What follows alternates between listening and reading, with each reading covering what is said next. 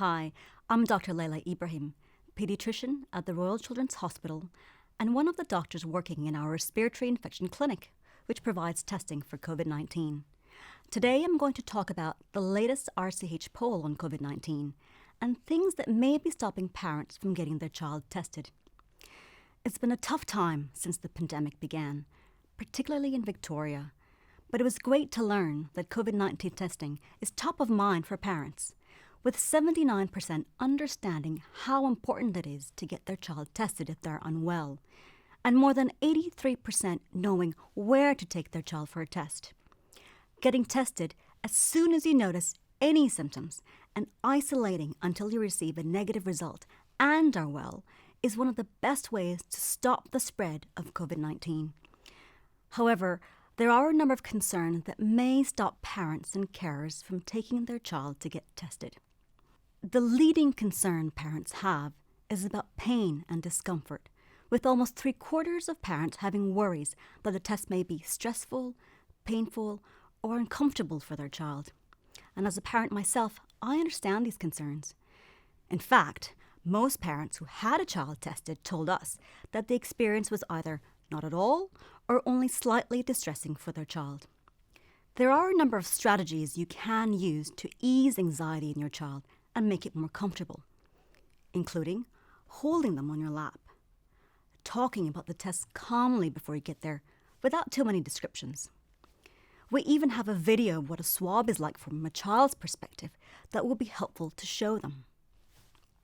Some people are worried about the stigma that might be linked to a diagnosis of COVID-19, with 40% of parents saying they are concerned about what other people might think if the test was positive. More than 1/4 of parents would not want people to know if their child tested positive. Public health emergencies, such as this pandemic, are stressful times for people and communities. Fear and anxiety about a disease can lead to negative attitudes and beliefs towards people, places, or things. Stigma hurts everyone by creating more fear or anger towards ordinary people instead of focusing on the disease that's causing the problem. Stigma can also make people more likely to hide symptoms or illness and stop them from seeking healthcare. This means that stigma can make it more difficult to control the spread of an outbreak. Everyone can help stop stigma related to COVID-19 by knowing the facts and sharing them with others in their communities. Remember, no single person or group of people are more likely than others to spread COVID-19. Convenience and access also played a part, with 1/3 of parents saying that taking their child for testing and keeping them isolated would be too overwhelming to deal with, and 42% worrying about how long it will take for a result to come back. Some parents were worried about having time off work to take their child for a test. There are a large number of testing sites available, so find one that's closest to you. Most results are coming back within 24 hours. Check your local government websites to see if there are any supports available to you while you wait. Now, what about symptoms, particularly with hay fever season already upon us? Almost half of Australian parents told us it's hard to know which symptoms mean their child may need a COVID-19 test.